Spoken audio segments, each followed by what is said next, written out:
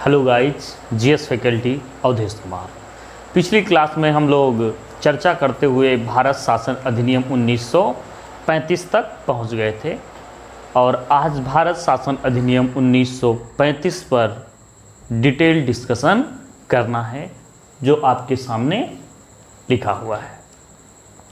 इस एक्ट के द्वारा हमें ये देखना है कि कौन कौन सी चीज़ें प्रारंभ की गई और कुछ चीज़ों को समाप्त किया गया।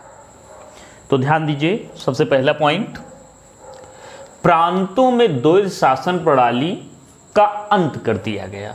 तो जैसे हम लोगों ने पिछली क्लास में ये चर्चा किया कि भारत शासन अधिनियम 1919 के द्वारा राज्य में द्वैध शासन प्रणाली प्रारंभ की गई थी, लेकिन 1935 के अधिनियम के द्वारा अंत कर दिया गया। डायरकी सिस्टम को राज्य से समाप्त कर दिया गया, लेकिन राज्यों को ज़्यादा से ज़्यादा स्वायत्तता, ऑटोनॉमी, फ्रीडम दी गई और केंद्र में प्रारंभ कर दी गई। डायरकी सिस्टम राज्य में समाप्त कर दिया गया, लेकिन इस अधिनियम के द्वारा कहां पर द्वैध शासन प्रणाली प्रारंभ कर दी गई? केंद्र में प्रारंभ कर दी गई। अगला पॉइंट, संघात्मक शासन प्रणाली की शुरुआत, फेडरल सिस्टम। दो क्वेश्चन बहुत महत्वपूर्ण बनते हैं जो गलत हो जाते हैं।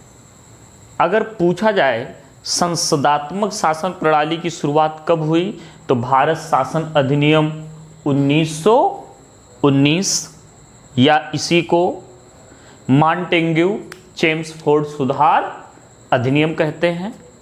लेकिन अगर पूछा जाए कि भारत में संघात्मक शासन प्रणाली, फेडरल सिस्टम, पार्लियामेंट्री सिस्टम 1919 में, फेडरल सिस्टम 1935 में प्रारंभ की गई।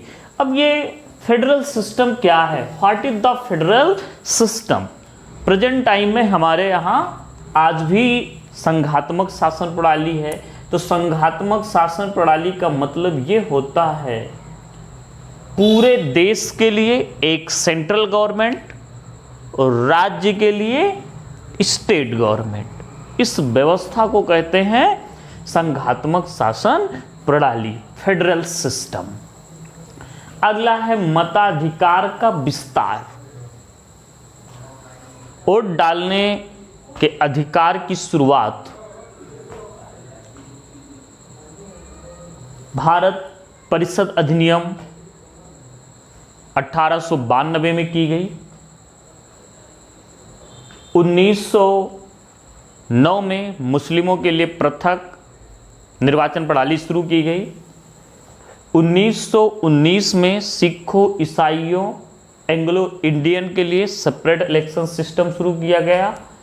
महिलाओं को वोट देने का अधिकार प्रारंभ किया गया, लेकिन इस एक्ट के द्वारा मताधिकार का विस्तार किया गया, क्योंकि उस समय कुछ ही लोगों को वोट डालने का अधिकार होता था, लेकिन इस समय मताधिकार का विस्तार कर दिया गया, मतलब ज़्यादा से ज़्यादा लोगों को वोट डालने का अधिकार दिया गया।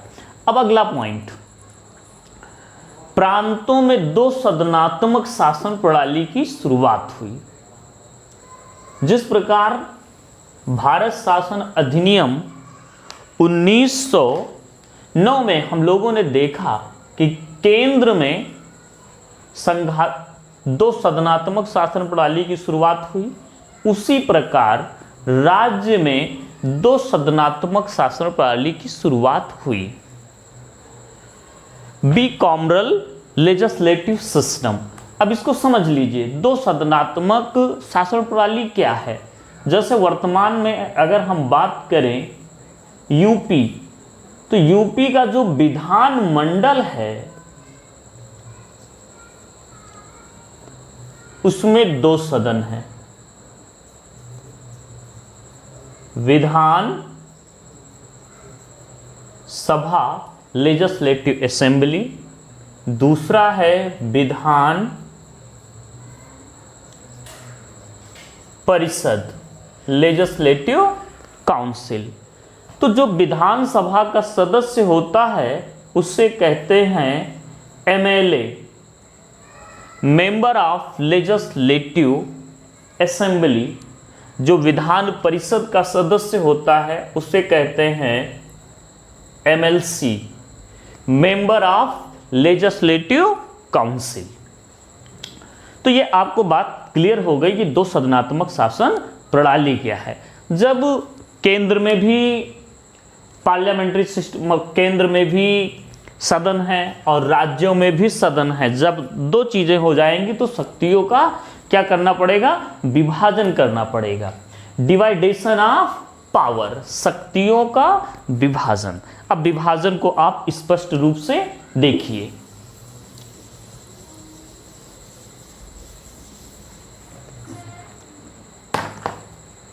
शक्तियों के विभाजन को इस प्रकार कैटेगराइज किया गया, ध्यान दीजिए।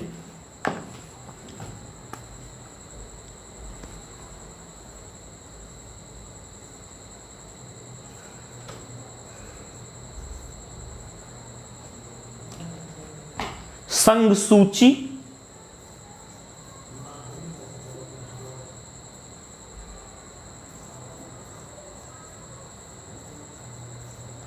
राज्य सूची और समवर्ती सूची। अब इसको समझिए। संघ सूची फेडरल लिस्ट, फेडरल लिस्ट में 59 सब्जेक्ट थे। इस 59 सब्जेक्ट पर, अब ये सब्जेक्ट क्या है, इसमें है विषय, जैसे रेल, वित्त आदि पर कानून बनाने का काम कौन करेगा, केंद्र सरकार करेगी। दूसरा है राज्य सूची, जैसे पुलिस एक प्रकार का विषय है, पंचायती राज सिस्टम ये भी विषय है, ये राज्य सूची के अंतर्गत आता है। तो इस पर कानून कौन बनाए, इसमें 54 विषय थे। राज्य सूची में कितने विषय थे, 54। इन 54 विषय पर कानून कौन बनाएगा, राज्य सरकार बनाएगी। अब अगला आता है समवर्ती सूची, जिसमें 36 सब्जेक्ट हैं। इन 36 सब्जेक्ट पर कानून कौन बनाएगा, केंद्र सरकार और राज्य सरकार। अब यहां पे एक चीज ध्यान देना है, समवर्ती सूची का कोई विषय है, जैसे शिक्षा, एजुकेशन आज भी समवर्ती सूची का विषय है। समवर्ती सूची के विषय पर केंद्र सरकार और राज्य सरकार दोनों कानून बनाती हैं। लेकिन अगर केंद्र और राज्य के बीच विवाद हो जाए कि समवर्ती सूची पर कानून बनाने का अधिकार ज्यादा किसको है, तो ऐसी स्थिति में ऐसी स्थिति में संघ सरकार द्वारा बनाया गया कानून ही प्रभावी होगा। अगला आता है अवशिष्ट सूची।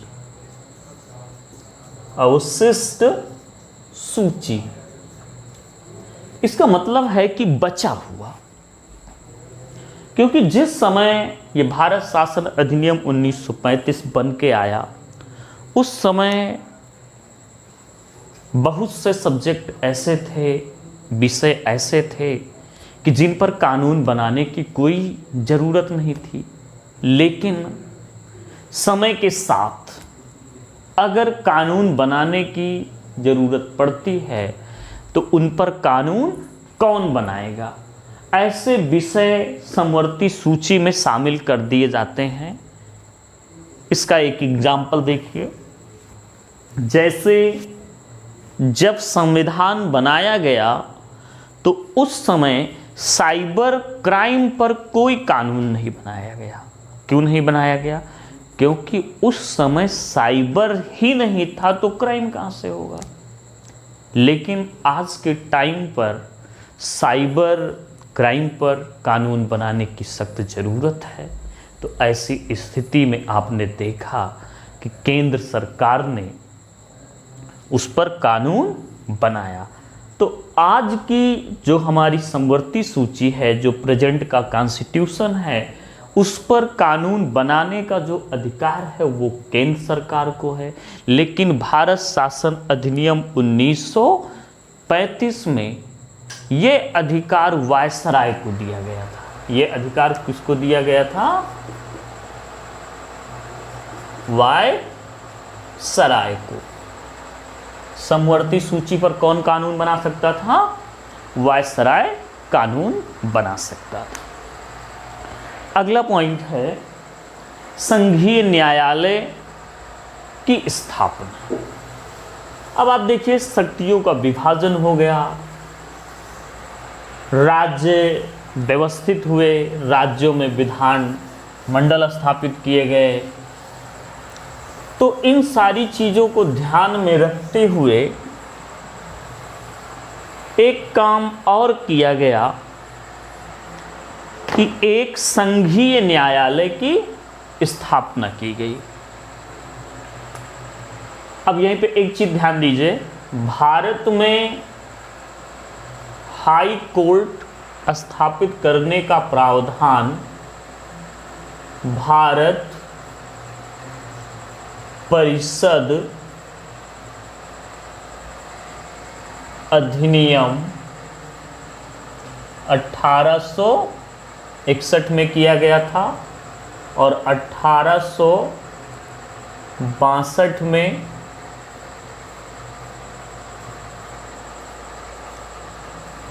कोलकाता, मुंबई और मद्रास में एक एक हाई कोर्ट स्थापित किया गया। ये पॉइंट भारत शासन अधिनियम 1935 से अलग है, लेकिन याद रखिए 1866 में इलाहाबाद हाई कोर्ट की स्थापना हुई। इलाहाबाद हाई कोर्ट की स्थापना कब हुई? 1866 में। आप सबको पता है कि रेगुलेटिंग एक्ट के द्वारा कोलकाता में एक सर्वोच्च न्यायालय स्थापित करने का प्रावधान किया गया था। नाम सुप्रीम कोर्ट था, लेकिन उसके द्वारा दिए गए डिसीजन के अगेंस्ट भी प्रिवी काउंसिल जा सकते थे। तो अब यहाँ पे एक चीज ध्यान देना है, इस एक्ट के द्वारा हाई कोर्ट स्थापित करने का प्रावधान किया गया था। इस प्रकार ज़्यादातर राज्यों में हाई कोर्ट स्थापित हो चुके थे। तो अब होता ये था कि जो ये हाई कोर्ट हैं, इनके द्वारा लिए गए निर्णय के अगेंस्ट में डायरेक्ट कहाँ जा सकते थे? इंग्लैंड की प्रीवी काउंसिल। अब ये प्रीवी काउंसिल क्या है? इंग्लैंड की पार्लियामेंट का एक सदन है। तो अब यहां पे एक चीज ध्यान देना है, डायरेक्ट हाई कोर्ट के द्वारा जो निर्णय लिए जा रहे हैं, हाई कोर्ट के द्वारा जो निर्णय लिए जा रहे हैं, उन निर्णयों को डायरेक्ट लेकर हम प्रीवी काउंसिल जा सकते थे। इस प्रकार प्रीवी काउंसिल में नंबर ऑफ केस ज़्यादा हो गए। तो भारत शासन अधिनियम 1935 के द्वारा इस समस्या के निराकरण के लिए एक प्रावधान किया गया, और प्रावधान ये किया गया कि हम भारत में ही एक संघीय न्यायालय स्थापित करेंगे, फेडरल कोर्ट स्थापित करेंगे। अब ध्यान दीजिए,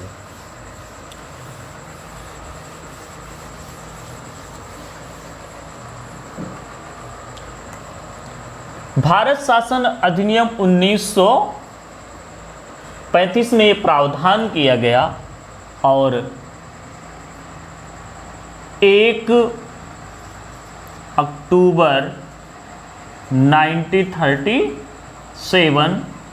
1937 में संघीय न्यायालय की स्थापना नई दिल्ली में हुई। संघीय न्यायालय कहाँ स्थापित हुआ? नई दिल्ली में। और इस संघीय न्यायालय के प्रथम मुख्य न्यायाधीश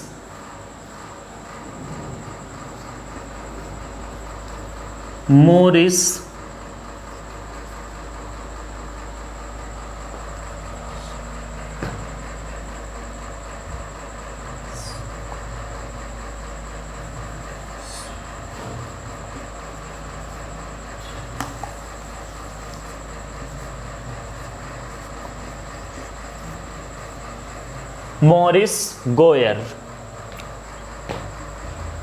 ये इंग्लिश में है इसलिए। और इसमें कुल जज कितने थे? 7 जज, मतलब 6 अन्य न्यायाधीश, एक मुख्य न्यायाधीश, कुल मिला के 7 जज थे। तो इस प्रकार आपने देखा कि ये न्यायालय स्थापित हो गया। अब ये जो हाई कोर्ट हैं, इनके द्वारा अगर निर्णय दिया जाता है इनसे, और चाहे वो कोलकाता का हाई कोर्ट हो या मुंबई का हाई कोर्ट हो या इलाहाबाद का हाई कोर्ट हो, इनके द्वारा अगर निर्णय दिए जाते हैं और निर्णय से कोई भी व्यक्ति सेटिस्फाइड नहीं है, तो ऐसी स्थिति में वह व्यक्ति अपने निर्णय को संघीय न्यायालय में लेकर जा सकता है। संघीय न्यायालय अगर निर्णय देता है उससे भी लोग सेटिस्फाइड नहीं हैं, तो फिर कहाँ जाएंगे? वही प्रिवी काउंसिल। प्रिवी काउंसिल कहाँ है? इंग्लैंड। Point clear? अगला पॉइंट, इस एक्ट के द्वारा बर्मा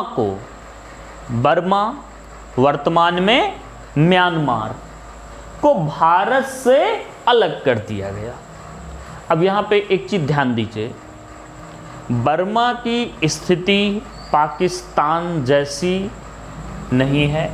पाकिस्तान का मतलब ये है कि Pakistan part of India, but Bangladesh not part of India. Pakistan Bharat का ही भाग है, लेकिन बर्मा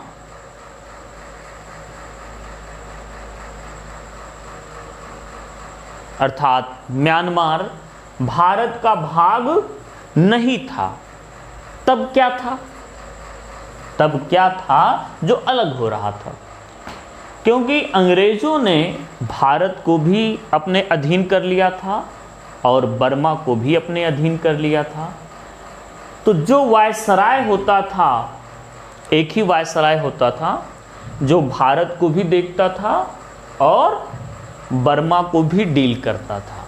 तो भारत शासन अधिनियम 1935 के द्वारा भारत के वायसराय से बर्मा के अधिकार क्षेत्र को छीन लिया गया।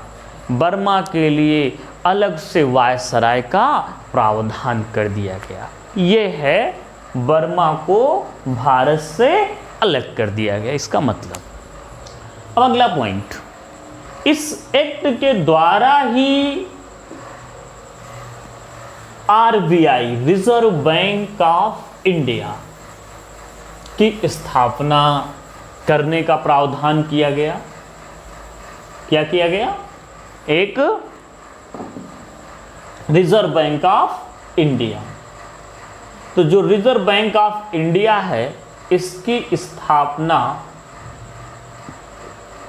1935 में कोलकाता में हुई, लेकिन 2 साल बाद इसका मुख्यालय कोलकाता से मुंबई ट्रांसफर कर दिया गया। कहां पे ट्रांसफर कर दिया गया? मुंबई कर दिया गया। तो आज भी आरबीआई का मुख्यालय कहां है? मुंबई में है। Point clear? अब यहां पे एक चीज ध्यान दीजिए, जो भारत शासन अधिनियम है, आधे से ज्यादा चीजें संविधान निर्माण के समय इसी अधिनियम से ही ले ली गई। अगर क्वेश्चन पूछा जाए कि भारतीय संविधान पर सबसे ज्यादा प्रभाव किसका है, तो भारत शासन अधिनियम 1935 का। क्यों? क्योंकि ये एक बहुत ही विस्तृत दस्तावेज था, क्योंकि इसमें 321 अनुच्छेद थे, जो प्रेजेंट में अपना कॉन्स्टिट्यूशन है, जिसमें मूल अनुच्छेद कितने हैं? 395। आज के संविधान की बात कर रहे हैं, कंफ्यूजन में मत पड़ना। आज के संविधान में मूल अनुच्छेद 395। 1935 में जो अधिनियम आया था उसमें कितने अनुच्छेद थे? 321।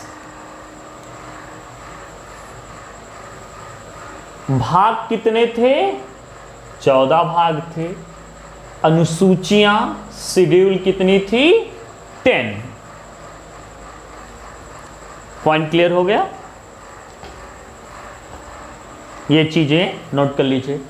अब इसी के द्वारा एक जो महत्वपूर्ण कार्य किया गया,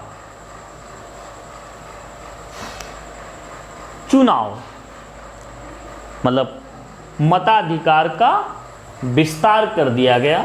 और जब मताधिकार का विस्तार किया गया तो कहा गया कि एक आम चुनाव करवाया जाएगा। आम चुनाव का मतलब यह है कि जिसमें ज्यादा से ज्यादा लोग पार्टिसिपेट करें।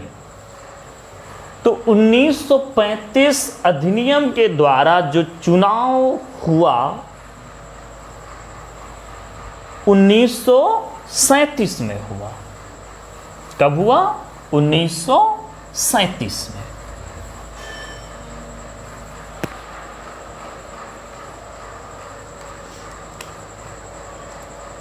उन्नीस सौ 1935 से ही रिलेटेड है चुनाव 1937। अब ध्यान दीजिए, 1937 में कहां का चुनाव हुआ? राज्यों का। तो अब उस समय ध्यान देना है कि कितने राज्य थे? 11 राज्य थे। अब 11 राज्यों में किसकी सरकार बनी? अब इसको ध्यान दीजिए।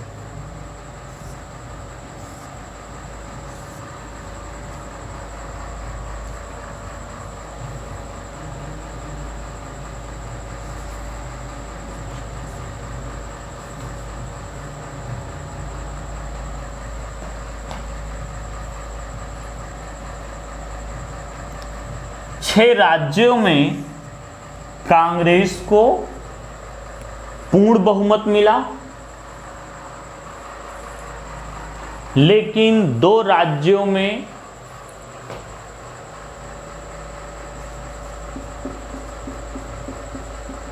कांग्रेस को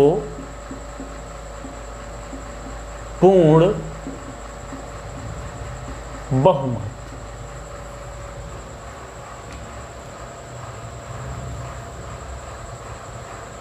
दो राज्यों में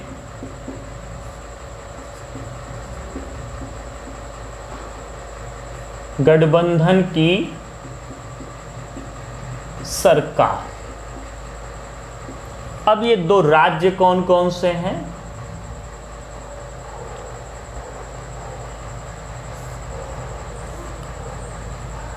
2 राज्य, बात को समझना, मतलब जहां पर गठबंधन की सरकार बनी। असम पहला स्टेट क्या हो गया, असम। दूसरा है उत्तरी पश्चिमी सीमांत प्रांत, north west frontier state, north west frontier state. तो इस प्रकार आपने देखा कि 8 राज्यों में कांग्रेस, कितने राज्यों में कांग्रेस, 8 राज्यों में। अब राज्य कितने हैं, 11। अब 11 में से तो 8 राज्यों में कांग्रेस ने ही सरकार बनाया, तो बचे कितने राज्य, 3 राज्य। अब 3 राज्य कौन कौन थे जहां पर कांग्रेस ने सरकार नहीं बनाया।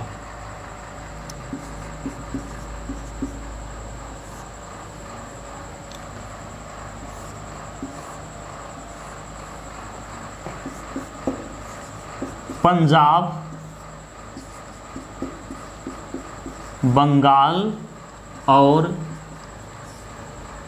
सिंध। 3 राज्य ऐसे हैं जहां पर कांग्रेस के अलावा अन्य लोगों ने सरकार बनाया था। तो अब आपका पॉइंट ये क्लियर हो गया।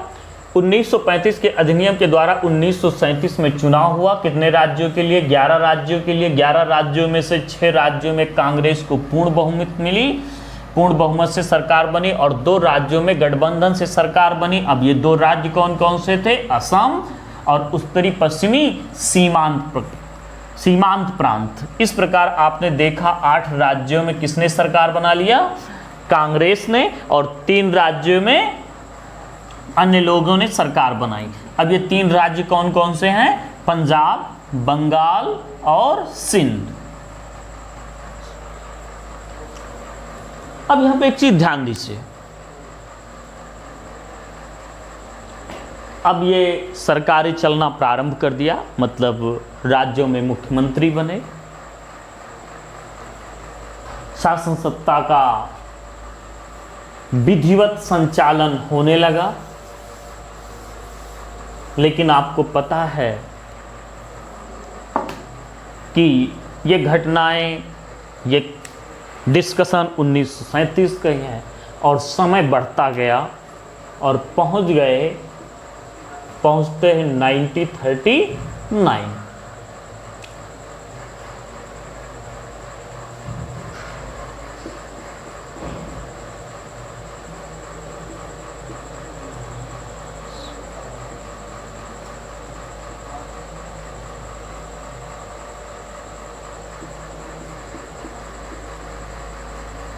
द्वितीय विश्व युद्ध का प्रारंभ, क्योंकि हिटलर ने पोलैंड पर 1 सितंबर 1939 पर आक्रमण कर दिया, और यहीं से द्वितीय विश्व युद्ध की शुरुआत हो जाती है। और जब द्वितीय विश्व युद्ध की शुरुआत हुई तो जो मित्र राष्ट्र थे, इंग्लैंड, फ्रांस, अमेरिका, तो इंग्लैंड अर्थात ब्रिटेन ने भारत से फिर ये गुहार लगाई, कहा कि आप लोग साथ दीजिए, हम युद्ध जीत जाएंगे तो आज़ादी के बाद आपको संविधान बनाने का, हम आपको संविधान बनाने का मौका देंगे। लेकिन भारतीयों ने साथ देने से इनकार कर दिया। इनकार क्यों किया? क्योंकि जब प्रथम विश्व युद्ध हुआ था। प्रथम विश्व युद्ध का समय क्या है?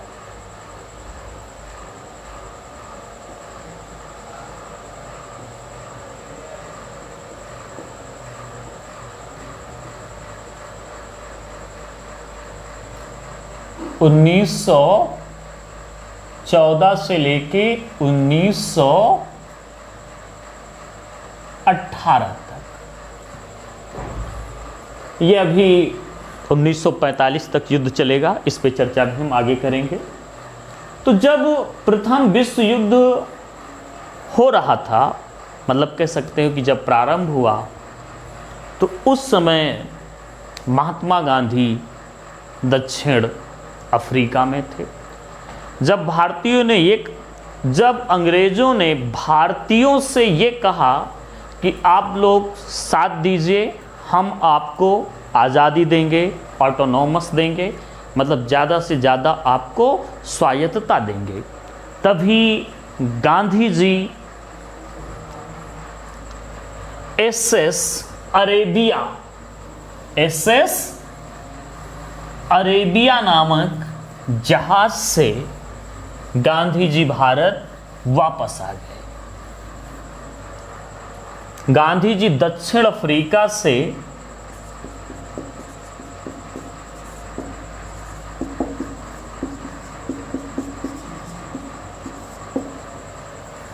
किस जहाज से आए?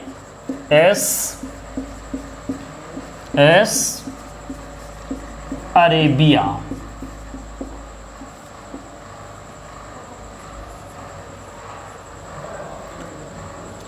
कब आए?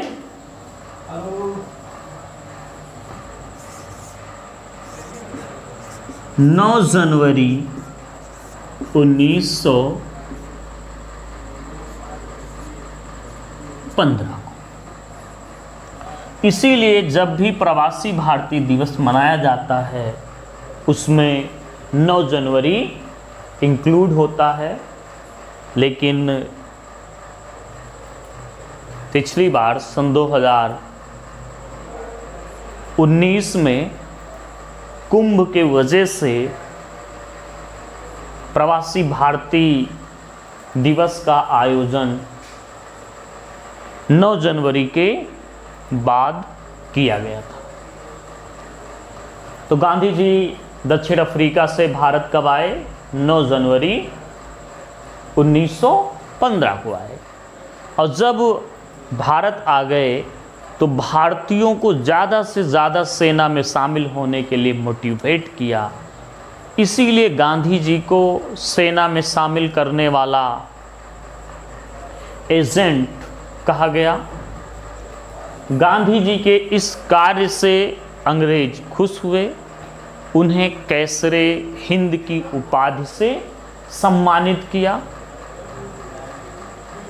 गांधी जी को ये उम्मीद थी कि जब प्रथम विश्व युद्ध समाप्त होगा तो भारतीयों को ज़्यादा से ज़्यादा अधिकार मिलेंगे, उनको अपने देश के लिए निर्णय करने का मौका मिलेगा। लेकिन जो सोचा गया था वैसा कुछ नहीं हुआ, क्योंकि 1919 में रॉलेट एक्ट आया।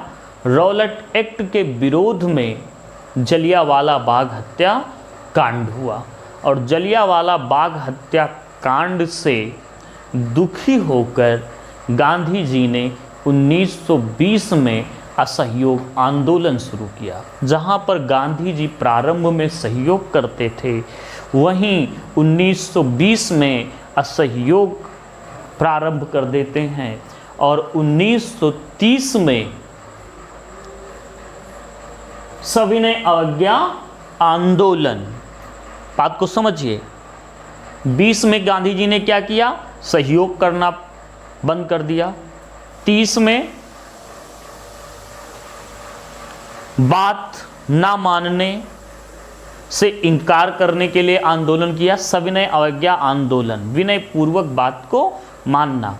और वहीं 42 में भारत छोड़ो आंदोलन लेकर आएंगे। तो तो आपने देखा गांधी जी प्रारंभ में सहयोग कर रहे थे, लेकिन 1919 के जलियांवाला बाग हत्याकांड से दुखी होकर गांधी जी ने अपना पूरा विचार ही बदल दिया अंग्रेजों के प्रति। जहां पर वो सहयोग करते थे, अब वो असहयोग का कॉन्सेप्ट लेकर आए। तो हुआ ये कि प्रथम विश्व युद्ध के दौरान अंग्रेजों ने धोखा दिया था, इसीलिए भारतीयों ने द्वितीय विश्व युद्ध के दौरान सहयोग करने से इनकार कर दिया। जब भारतीयों ने सहयोग करने से इनकार कर दिया, तभी जो वायसराय थे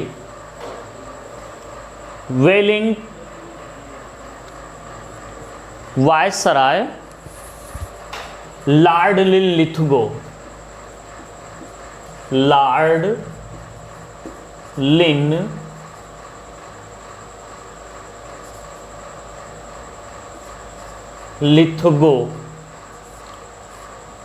ने भारतीय सेना को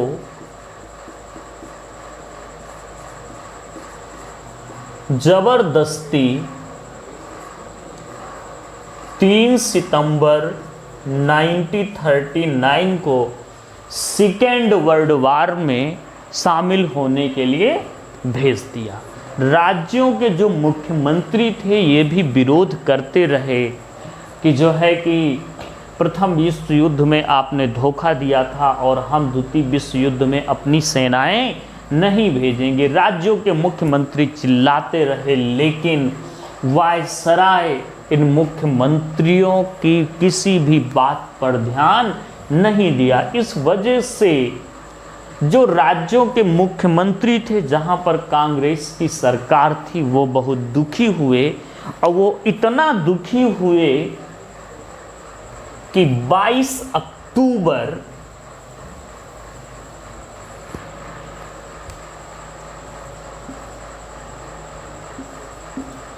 1939 को कांग्रेस की सरकारों ने त्याग पत्र दे दिया। अब यहाँ पे क्वेश्चन बहुत ज़्यादा पूछा जाता है कि कांग्रेस की सरकारों ने कितने समय तक शासन किया, तो 28 माह तक। अब यहीं पे एक बहुत महत्वपूर्ण पॉइंट, मुस्लिम लीग को सरकार बनाने का मौका मिला नहीं। जब चुनाव हुआ तो मुस्लिम लीग को सरकार बनाने का मौका नहीं मिला। अब जिन लोगों को मौका मिला भी, उनको सरकार चलाने का मौका नहीं मिला। मुस्लिम लीग को सरकार बनाने का मौका नहीं मिला और कांग्रेस को मौका मिला तो सरकार चलाने का मौका नहीं मिला। तो मुस्लिम लीग के लोग खुश थे कि ठीक है, हमको तो मौका नहीं मिला, बेटा तुमको मौका मिला तो तुमने कर भी क्या लिया। इस प्रकार कह सकते हो कि मुस्लिम लीग के लोग खुश हुए।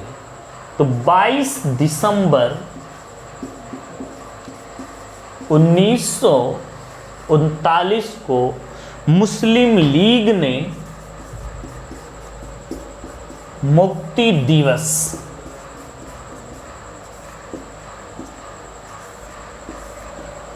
मतलब ये खुशी थे, क्या मनाया, मुक्ति दिवस मनाया, या इसी को धन्यवाद दिवस भी कहते हैं, थैंक यू डे। और इस प्रकार राज्यों की सरकारें गिर गई। भारत में विद्रोह की लहर दौड़ गई। इस विद्रोह की लहर को समाप्त करने के लिए इंग्लैंड की पार्लियामेंट ने वायसराय लॉर्ड लिथगो से बातचीत करके भारतीयों को संतुष्ट करने के लिए कुछ अधिनियम लागू करने का डिस्कशन किया। और ये जो प्रस्ताव आया, जिसे बोलते हैं अगस्त प्रस्ताव 1940। अब ध्यान दीजिए, अगस्त प्रस्ताव 8 अगस्त को आया, इसीलिए क्या बोला गया, अगस्त प्रस्ताव। और जिस समय आया उस समय वायसराय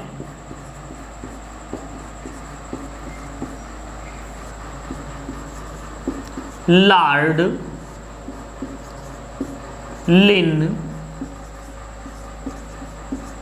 लिथगो थे, इसीलिए इस प्रस्ताव को लिन लिथगो प्रस्ताव भी कहते हैं। बात क्लियर हो गई होगी कि जो अगस्त प्रस्ताव है 8 अगस्त को आने के कारण इसे अगस्त प्रस्ताव कहा गया। वायसराय लॉर्ड लिन लिथगो थे, इसीलिए इस प्रस्ताव को लिन लिथगो प्रस्ताव कहा गया। और सबसे महत्वपूर्ण पॉइंट, इस अधिनियम में पहली बार संविधान निर्माण की बात को स्वीकार किया। मतलब भारतीयों की बड़ी लंबे समय से मांग थी। ये मांग 1922 में महात्मा गांधी जी के द्वारा की गई थी कि भारत का संविधान भारतीयों के द्वारा ही निर्मित होना चाहिए। 1924 में मोतीलाल नेहरू ने भी ऐसे ही शब्द व्यक्त किए थे कि भारतीयों को अपने ऊपर शासन करने के लिए नियम कानून बनाने का अधिकार होना चाहिए। तो पहली बार संविधान निर्माण की बात को किस प्रस्ताव में स्वीकार किया गया, अगस्त प्रस्ताव में। अब यहां पे ध्यान दीजिए, अगर संविधान निर्माण की बात को यहां पे स्वीकार किया गया तो भारतीयों ने इस प्रस्ताव को क्यों अस्वीकार कर दिया। अब ध्यान दीजिए, इसमें संविधान निर्माण की बात तो स्वीकार की गई, लेकिन साथ ही साथ अन्य चीजों का भी प्रावधान किया गया था। अभी इसी में एक चीज और देखिए,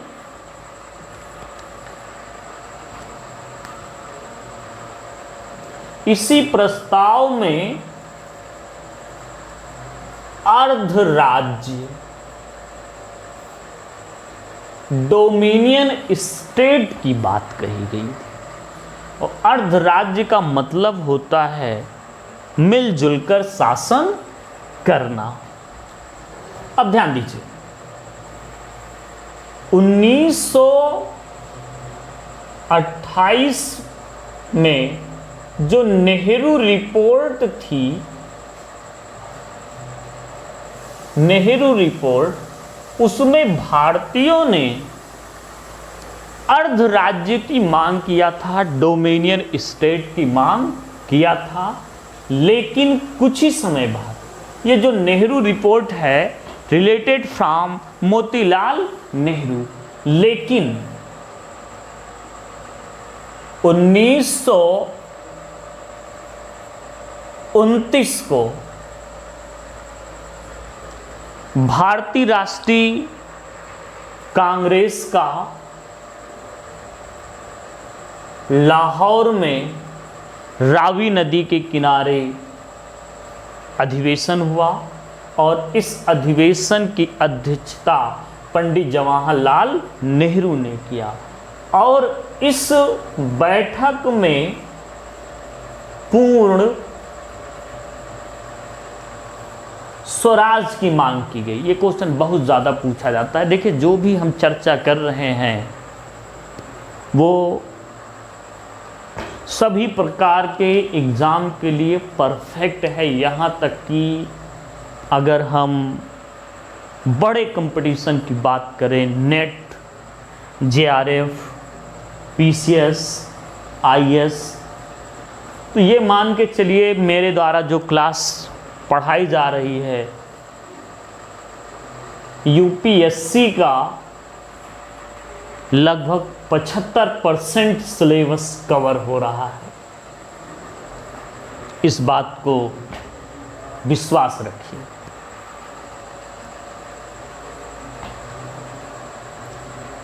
अब यहां पे ध्यान दीजिए, 1929 में हमने अपना क्या उद्देश्य मना लिया? पूर्ण स्वराज। और यहीं पर यह निर्णय लिया गया था कि प्रत्येक 26 जनवरी को हम स्वतंत्रता दिवस जैसा मनाएंगे। ध्यान दीजिए बेटा, प्रत्येक 26 जनवरी को स्वतंत्रता दिवस जैसा मनाएंगे, ना कि स्वतंत्रता दिवस।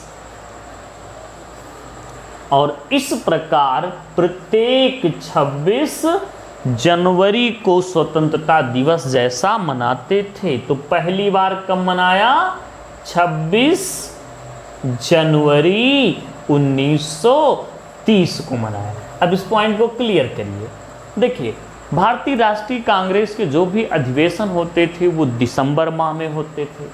अब दिसंबर 1929 में अगर ये निर्णय लिया गया है कि हम 26 जनवरी को मनाएंगे, तो बेटा अगली 26 जनवरी कब आएगी? वो अगले वर्ष आएगी। तो ये दिसंबर 1929 है, तो अगली जनवरी 30 में पड़ेगी। तो पहली बार भारतीय राष्ट्रीय कांग्रेस के लोगों ने स्वतंत्रता दिवस जैसा कब मनाया? तो 26 जनवरी 1930 को। अब ध्यान दीजिए, यहां पर हम पूर्ण स्वराज की मांग कर रहे थे, लेकिन अगस्त प्रस्ताव के द्वारा या लिनलिथगो प्रस्ताव के द्वारा डोमिनियन स्टेट की मांग की जाए। मतलब पहले जब हम नेहरू रिपोर्ट में आधा मांग रहे थे तो अंग्रेज कुछ भी देने से मना कर दिए, मतलब हम कुछ भी नहीं देंगे। लेकिन जब हम पूरा मांगने लगे कि हमको पूरी व्यवस्था चाहिए, तो अंग्रेज आधा देने के लिए तैयार हुए। इस वजह से भारतीयों ने इसे अस्वीकार कर दिया। क्या कर दिया? अस्वीकार कर दिया। अब इसी क्रम में बढ़ते जाएंगे तो जो अगला प्रस्ताव है वो है क्रिप्स मिशन। लेकिन क्रिप्स मिशन जानने से पहले एक चीज और ध्यान दीजिए, जो बहुत महत्वपूर्ण पॉइंट है। हो सकता है इसमें से जो भी लोग क्लास देख रहे हैं वो पहली बार सुनेंगे। Atlantic charter.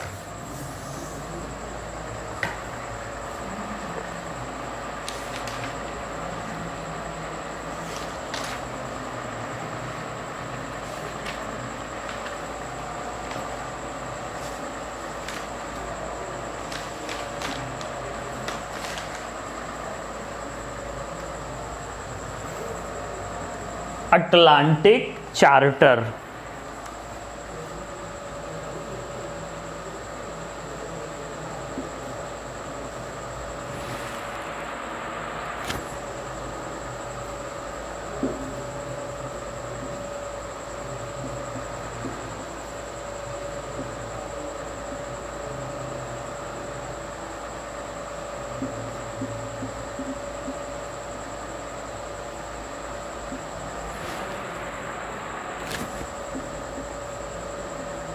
ये बहुत ही नया पॉइंट है, अभी हमको कुछ ही समय पहले पढ़ने का मौका मिला है। Atlantic charter.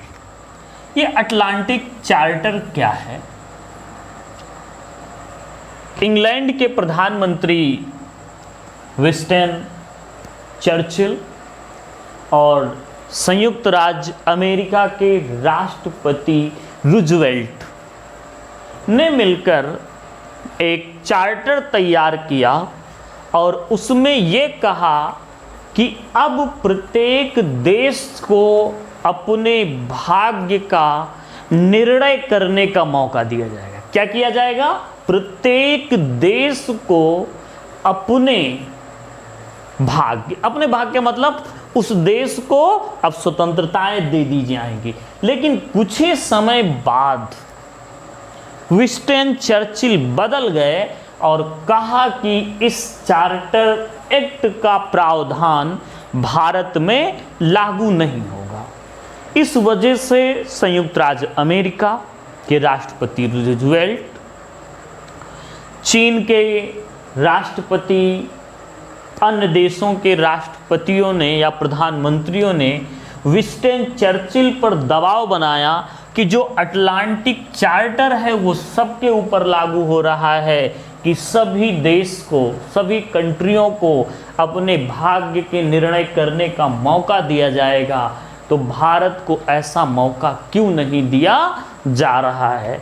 तो इस बात से प्रेरित होकर या कह सकते हो दबाव में आकर उन्होंने भारत में संविधान निर्माण के लिए क्रिप्स मिशन भेजा। क्या भेजा? Cripps mission. 1942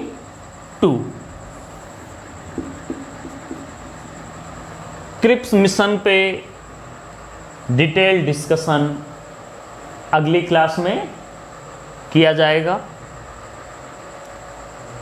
क्लास को प्रॉपर देखते रहिए। अब आप लोगों को पता हो गया है कि वीडियो कितने बजे ऑनलाइन होते हैं, 4 बजे। तो अब आप लोग स्वतः 4 बजे क्लास को देखना प्रारंभ करें। रोज़ रोज़ व्हाट्सएप पे जो हम लोगों को भेजना पड़ता है, आपको भी बुरा लगता होगा, लेकिन हम लोग भी बार बार भेजते रहते हैं। तो स्वतः आप अपने टाइम के अनुसार आके क्लास को देखते रहिए, नोट्स बनाते रहिए, ज़्यादा से ज़्यादा लोगों को शेयर करते रहिए ताकि इस क्लास का लाभ ले सकें।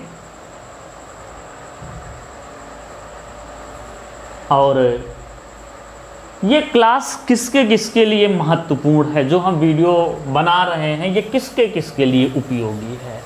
अगर हम बात करें तो ये जो आज की क्लास कहें या जो हमारी जो भी क्लासें हैं वो सभी के लिए उपयोगी हैं। अब सभी में कौन कौन आ जाएगा? अगर हम हाई स्कूल के कैंडिडेट की बात करें तो वहाँ भी नागरिक शास्त्र होता है, संविधान होता है, तो ये चीज़ें उनके लिए भी उपयोगी हैं। वहीं पर आगे बढ़ते जाएंगे कक्षा 11, वहाँ नागरिक शास्त्र एक काफ़ी बड़े ब्रॉड लेवल पर आ जाता है, जिसमें कॉन्स्टिट्यूशन का एक बड़ा लंबा पार्ट होता है। तो मान के चलिए वही चल रहा है। अगर बीए के कैंडिडेट हैं तो बीए फर्स्ट ईयर में 2 पेपर होते हैं, जिसमें एक थ्योरी और दूसरा संविधान। तो मान के चलिए कि बीए की क्लास का ये संविधान का पार्ट चल रहा है, तो ये भी आपके लिए उपयोगी है। और जो पीजी कर रहा है पॉलिटिकल साइंस से, उसके लिए भी अति उत्तम है। साथ ही साथ जो व्यक्ति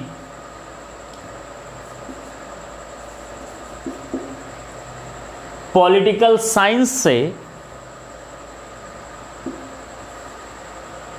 साइंस से नेट की तैयारी कर रहा है, उसके लिए भी अति उपयोगी है। साथ ही साथ टीजीटी, ट्रेंड ग्रेजुएट टीचर, अब ट्रेंड ग्रेजुएट टीचर टीजीटी की काफ़ी वैकेंसी आती हैं। ये सोशल साइंस में 4 सब्जेक्ट होते हैं, हिस्ट्री, पॉलिटी, जियोग्राफी और इकोनॉमिक्स। तो व्यक्ति को 2 सब्जेक्ट चॉइस करना होता है। तो जो भी कैंडिडेट अगर नागरिक शास्त्र और इतिहास चॉइस कर रहे हैं तो ये क्लास उनके लिए बहुत ही महत्वपूर्ण है, क्योंकि ये मान के चलिए कि सोशल साइंस में नागरिक शास्त्र का जो थ्योरी वाला पार्ट होता है वो लोग हम नहीं चर्चा करेंगे। संविधान का पार्ट आप पढ़ ही रहे हैं और हमें ये उम्मीद है कि जिस हिसाब से संविधान का हम डिस्कशन कर रहे हैं, संविधान के भाग का टीजीटी में कोई भी क्वेश्चन ऐसा नहीं होगा जो हमारे द्वारा पढ़ाए गए नोट्स से बाहर चला जाए। और अभी आगे हम लोग इतिहास पूरा पढ़ेंगे ही। साथ ही साथ अगर कोई व्यक्ति पॉलिटिकल साइंस से पीजीटी की तैयारी कर रहा है तो संविधान का पार्ट उनका कंप्लीट ही हो रहा है। अगर एसएससी, अब एसएससी में कई एग्ज़ाम आते हैं, तो जितने भी एग्ज़ाम हैं उन सब के लिए भी उपयोगी है और बहुत ही चर्चित वैकेंसी यूपी एसआई के लिए ये अति उत्तम है, क्योंकि वहाँ पे क्या पढ़ना है, संविधान प्लस मूल विधि। तो अभी आप क्या पढ़ रहे हैं, संविधान। तो ये आपके लिए बहुत ही एक प्रकार से कह सकते हो कि ये संजीवनी बूटी है जो है कि यूपीएसआई के लिए। पॉलिटिकल संविधान का कोई भी क्वेश्चन अगर बाहर जाए मेरी नोट से तो फिर मिलना। अगर यूपीएससी की तैयारी कर रहे हैं तो संविधान का ये मान के चलिए 75% आपका कवर हो जाएगा। और आपको पता है कि पीसीएस या आईएएस का अगर आप 75% क्वेश्चन सॉल्व कर लेते हैं तो आप प्री क्वालिफाई हो जाएंगे। इसका मतलब यह है कि जो हम पढ़ा रहे हैं इनको अगर पूरा पढ़ लिया जाए, रिवाइज कर लिया जाए, तो जो सब्जेक्ट पढ़ा रहे हैं, अब जो का मतलब ये है कि जैसे हिस्ट्री पढ़ा रहे हैं तो हिस्ट्री, या पॉलिटी पढ़ा रहे हैं तो पॉलिटी के क्लियर हो जाएंगे। अब जैसे इकोनॉमिक्स वगैरह जब चलेगा तब देखा जाएगा तो वो चीज़ें क्लियर हो जाएंगी। तो ये मान के चलिए कि ये सारी क्लासेस सबके लिए उपयोगी हैं। क्लासों को देखते रहिए, प्रचार प्रसार करते रहिए, स्वस्थ रहिए। और जब 2 दिन का लॉकडाउन रहता है तो सावधान पूर्वक कोशिश करिए कि कहीं आने जाने की ज़रूरत ना पड़े। लाइक करिए, शेयर करिए, सब्सक्राइब करिए। Thank you for watching video मूल मंत्रा क्लासेस।